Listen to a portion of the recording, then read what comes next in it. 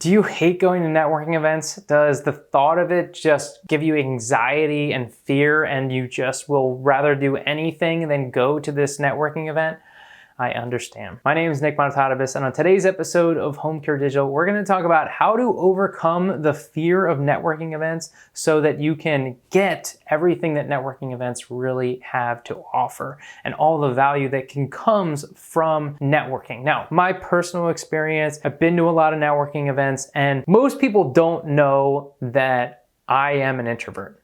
And it seems like, Nick, you make all these videos, you speak on stage, no way, you're lying. It is the truth. And I have done so much personal growth and work to be able to show up to networking events and really become the person that I want to be and how I want to show up. And I'm going to talk about some of that stuff today, but it starts with understanding that you may not love networking events. You may consider yourself an introvert, but you can overcome these things. And we're going to talk about how. Now, before we get into the how, let's just talk about some of the general fears that people have around networking events. So, fear of rejection. Oh, wow, yeah, no one has that fear, right? Fear of rejection is one of the most common things. So many of us fear that in general, that they're just not going to be improved, right? We're around all these people, and we just worry so much about what other people are thinking. Well, again, we'll get into the how. Again, the judgment of others, imposter syndrome. Anyone who has ever been successful in anything has had imposter syndrome, myself included. When I first got started, I had so much imposter syndrome. I'm like, who am I to be doing this? Who am I to be creating videos? Who am I to be teaching? Who am I to be speaking on stage? I'm a kid. All these things that I used to have that I had to work through to get over and really start to put myself out there, even as an introvert, because my goals were more important than my fears. Anxiety of meeting new people, fear of small talk. I was actually engaging with someone on social media that was talking about how they just really don't enjoy small talk, so we're gonna address that. Public speaking, right? Doing your elevator pitch, that's a big aspect. We're gonna talk about that in a bit. Lack of confidence, cultural differences, draining as an introvert, myself as an introvert. I know when I go to networking events or just socializing at all, especially when I speak at events, all my coins are expended, right? That's the comparison. Extroverts, when they go to an event like this, they have 0 coins and then they get coins. Introverts, they have coins when they show up and then they're out of coins. Understanding that about ourselves, specifically if you are an introvert, because you likely are an introvert if you chose this video, because extroverts don't have as much issues with networking events. This is definitely more of an introverted thing. Understanding that you've only got so many coins, be mindful of that. Make sure that you're accounting for adapting to understanding that that's how you show up. And we'll talk again the how. And then not worth your time, right? Oh, is this worth your time? But most of the time, I believe that people are using that as an excuse that, oh, it's not worth my time, because they actually just don't want to go, or they have some fear, anxiety, worry about the networking event. Now, I understand there's a lot of entrepreneurs and you only have so much time, but when it comes to home care, networking and relationship building is the number one thing that drives results. So if you're struggling to get sales, you're struggling to get referrals, then you need to be at every single networking event that you possibly can, knowing that networking drives results because relationship building drives referrals. But there's some aspects to that. All right, so let's address the first part here, overcoming rejection. This is something I know we struggle with, we fear of, and this comes a lot when it comes to video marketing and really putting yourself out there. And a lot of this comes from expectations that we're trying to do and what the goal is. And so when I first started making video content, when I first started speaking, yes, was I worried that people weren't going to like my content? Yes, but how I reframed that perspective was focusing on there's people out there that need what I have to say, need what I have to offer, and therefore I have a responsibility to get this in front of as many people as possible. And yes, there's always going to be people that don't want it and don't want to hear it, but those aren't the people that we need to focus on. We got to focus on the people that we can help, the focus that we can solve their problems, the focus on the people that enjoy what we're saying and what we're sharing. And so when we can shift that perspective into, hey, this is about helping more people, not about, oh my God, I'm trying to go get more sales, or, just making it about ourselves. That's going to help us to kind of shift that perspective. Setting realistic expectations. So that comes down to, hey, what are the goals of going to this networking event? Like, how am I going to get the desired results when it comes to the expectations of just rejection, understanding that you're going to fail more than you're going to succeed? One of the things, I grew up playing baseball, and, a batting average hitting 250 is great. That's 25%. That's not great in the grand scheme of things, but here in baseball, that's a really good batting average, right? Or decent batting average. And so when we understand, hey, what are our expectations? If we're expecting to always win, then we're always going to be disappointed. So really shifting that expectation. And one way that we can do that, I heard this years ago and I found it so impactful, is just get more no's. If we're always trying to get yeses, and this has a lot to do with sales in general, so maybe you may be a little sales avert also if you're watching this video. And so this can be really impactful if you just focus on, hey, how can I get more no's, get more no's, get more no's, instead of so worried about getting the yeses. If you're only getting yeses a small percentage, you're gonna be disappointed more of the time. But if you just go for the no's and the goal is to just get more no's, then in turn, you're gonna end up getting more yeses. And so shifting that perspective can be really impactful. And then overcoming rejection can also be achieved through building confidence. And there's different ways that we can build confidence. I'm actually going to talk about that in a separate slide, in how we build that confidence so that we can show up and really overcome that fear of rejection. So let's talk about meeting new people and small talk. One of the things when it comes to events is actually approaching someone is the first step, which often creating that engagement is sometimes the most difficult part. Now, extroverted people, they don't have any problems. They just walk up to anybody and they start talking. But I understand what it's like where you're just there and you're like, oh my gosh,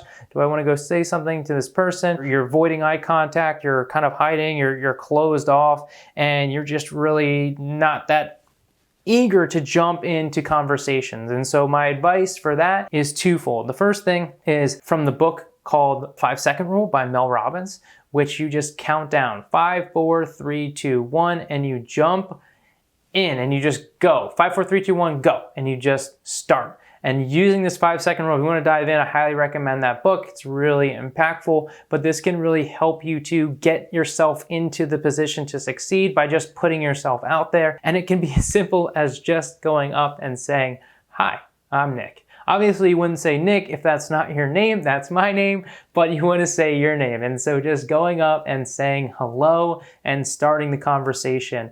Another aspect of this too, not even saying hello when you're seeing a group of people going up. I think a lot of times people are hesitant when they see people in a conversation. Don't be afraid to just go up and stand there and listen. That's one of the most impactful things, right? And so focusing on listening instead of talking, active listening, that's just a way that we can really be more effective. If you don't like the small talk, well, how about small listening? Really just listen to what people are saying, and especially if there's two people talking, you can just go up and listen to their conversation before trying to get into it and get involved. You know, one of the things that used to bother me, I remember my brother used to do this all the time. He's gotten a ton better, but me and my other brother would be in the middle of a conversation. He'd just go, what? And he would just interrupt us instead of, because he wasn't paying attention, of just listening, hearing where the conversation is going, and then being able to contribute. Okay, I think I understand what they're talking about, and now being able to contribute. Another thing to think about when it comes to small talk is just worried about talking with people. Get there early. If you get there early, you can talk to the person that's running the event, which is always a good person to know, and there's going to be less people there. And so once you've done that, now you've already met a few of the people without it being like so overwhelming that when more people get there, you've now got a few anchors of people that you've already met that you can now use and leverage to talk with. Because that can be a lot of things too. If we don't know anyone, you can also bring a friend, that helps. But what often ends up happening is you bring a friend and you hang out with them too much, and you don't want to do that. I'll talk about more of that in a sec. The other thing about small talk is you also can just not do it. What do I mean? I mean, instead of asking the typical question, so what do you do? What if you asked someone, hey, what are you passionate about? Imagine the kind of response that you're gonna get. My brother actually did this when he started driving Uber, and he saw his tips go up because he would just ask people about what they're passionate about. And guess what? People love talking about what they're passionate about. It's really amazing what can happen when you ask someone this question and they're gonna just start talking, and now you have this opportunity to listen. You're gonna get to know them so much better. And so you can cut that small talk so quickly by just asking better questions. I've had some of my clients do this, and specifically the introverted ones, that if you don't like small talk and you don't like starting conversations, and now you're like, oh, well, I like this question way better. Think about better questions. That's gonna be really improve these overall conversations where they don't feel dreading. Yeah, I imagine going and getting people's name and hearing what they do can get really boring and old after a while. So ask people, what do they love? What do you love to do when you're not working your job? Don't worry about that. You'll find that out. Get to know people. This is the quickest way, the easiest question that you can ask to get people to know them so much quicker, by just simply asking what they're passionate about. And if you have a similar interest, boom, you're just gonna connect on a whole nother level, and that's where relationships are formed, by common interests. So hearing what people are passionate about really helps you to connect on that deeper level, creating that real connection. No more of this surface level small talk that most people really don't like. So hope that helps in small talk. Next, we've got public speaking and your elevator pitch. This is something I know can be really difficult when you're not super comfortable about public speaking. I remember going to my first couple networking events and knowing, oh my gosh, my turn is coming up. And a lot of times I would try and position myself so that I wasn't first. I never wanted to go first. And then the whole time, as everyone's introducing themselves, I'm not listening to a word that anyone is saying, because I just keep saying what I'm gonna say over and over again in my head, trying to practice. And I'm just thinking about, oh my gosh, all right, did I say this? And then it gets to me and I'm like, and then you're like almost out of breath as you start because you're not thinking about, right? Does this sound familiar? I hope this is connecting with you, because that was my experience. So I understand what you're going through in this environment when you have to speak. And so some things that can really help you when you're experiencing this is practice.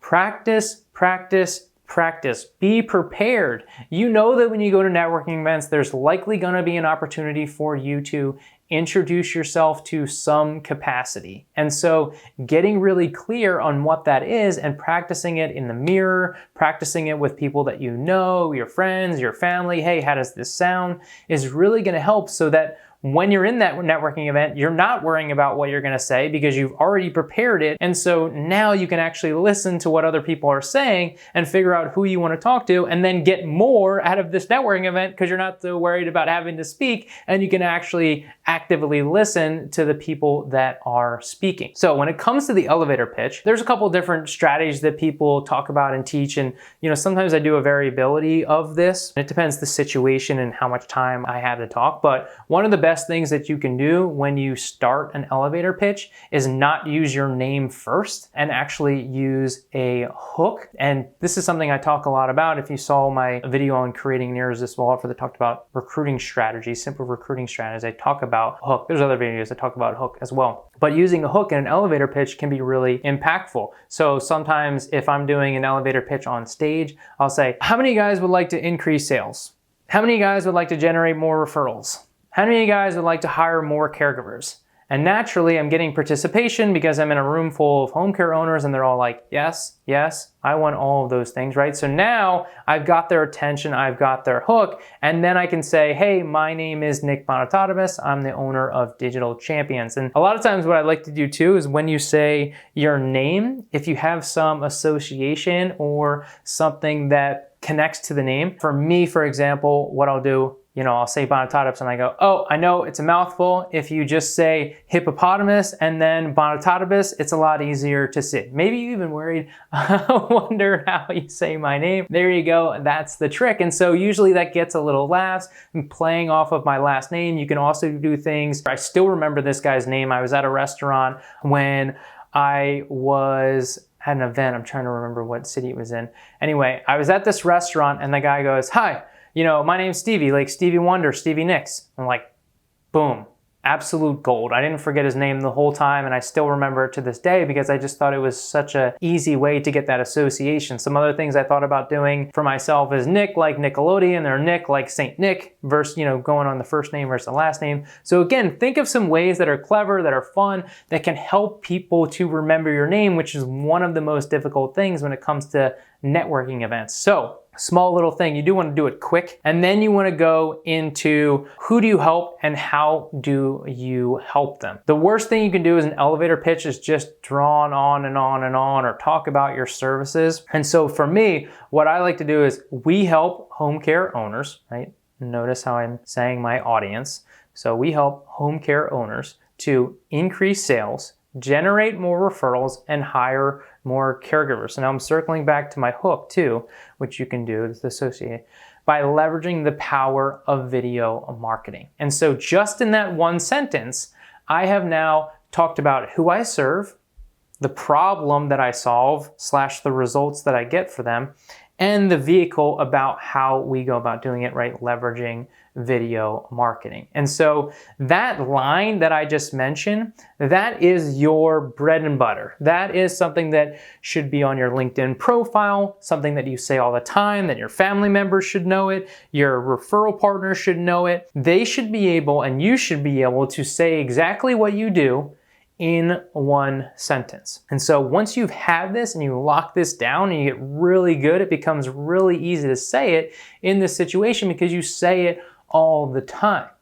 So figure out what that looks like for you, practice your elevator pitch, get used to it. You may tweak it every time you do it. You go to a networking event, you may try some different things. You may try some different jokes to make it more engaging, but for the most part, you want to keep it very quick. You grab their attention, you say your name, you say what you do in a way that's focused on them and not you, right? You're not saying, we do activities of daily living, right? It's like, hey, we help people to get peace of mind so they can live in the comfort of their own home, or something along those lines. And again, you can create variability in yours and how you make it uniquely your own. Again, want to speak to those, who is our audience? What's the service, what's the solution or problem that we're solving, and how do we go about doing it? So, hope that helps. That's really powerful in your elevator pitch and just public speaking in general. The more prepared you are, maybe you're doing lunch and learns, the more confident you are going to be. And right, so that goes into confidence. Networking is a skill set. And so if you're not great at public speaking, you're not good at networking, understanding that saying that is just an identity that you're choosing to because maybe you haven't actually practiced it. Have you done things? Hey, what are some things that you've learned about? I mean, you're watching this video, which is great, and it's a great start in how you're developing and learning new skills to get better at networking events, but there are so many other resources that are out there that can really help you to do better and get more out of networking events so that you can get the end result, which is to drive results. But at the end of the day, having this confidence, which I even talked about at the beginning of this video, comes from getting more comfortable, and the comfortability comes from doing. So if you say I'm not good at networking, it's probably because you haven't done it a lot, or you haven't read any books or watched a lot of videos about this topic. And if you do, then you'll get better at it, and then you won't say that anymore. I would also recommend kind of shifting that identity into something different and not saying I'm not good at networking events.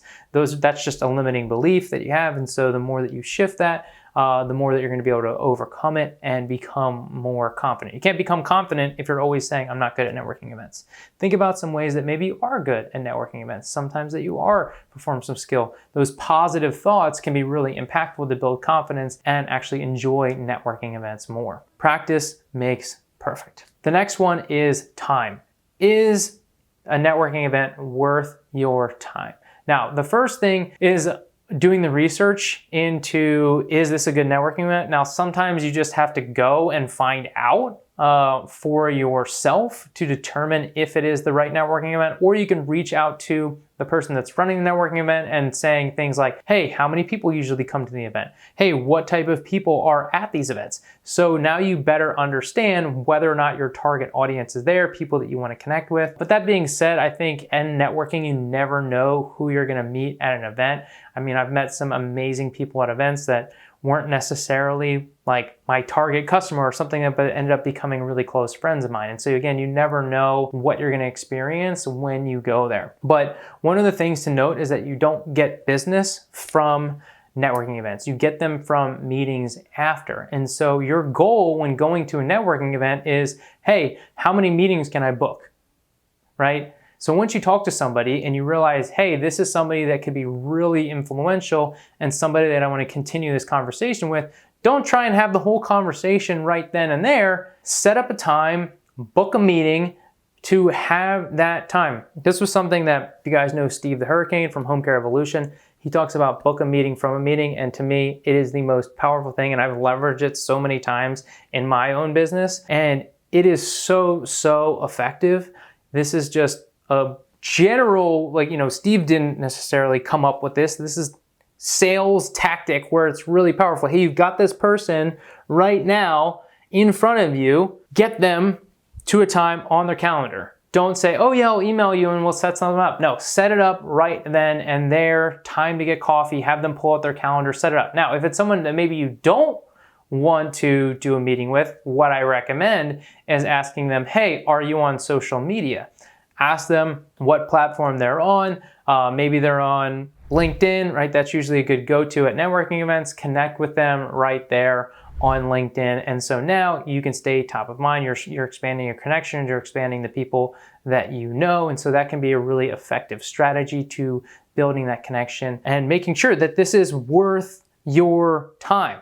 So while you're there, in order to make sure it's worth your time also, is to, if you are going there with people, that you're not just hanging out with the same people. If they're your friends, you can spend other time with them. Networking events are the time for you to meet new people. So make sure that you're bouncing around, that you are connecting with as many people as possible in the time that you have. And you want to kind of keep a mental clock. Like if you're talking for somewhere for a while, you can, hey, this has been really great, but I want to make sure that I talk to more people. And they're always going to understand that. And this is a good way to leverage, especially those people that love to talk and are like, man, I really got to get in on this conversation. It's a great way to get out of the conversation as well. And just saying, hey, sorry to interrupt you, but I just want to make sure that, I'm able to talk to more people. Hey, let's exchange cards, let's connect on social media, let's book a meeting, right? And then you can go on and talk to more people. Now, the last thing here, and I think this is the most important thing, it's something that I've been doing more and more just in my life.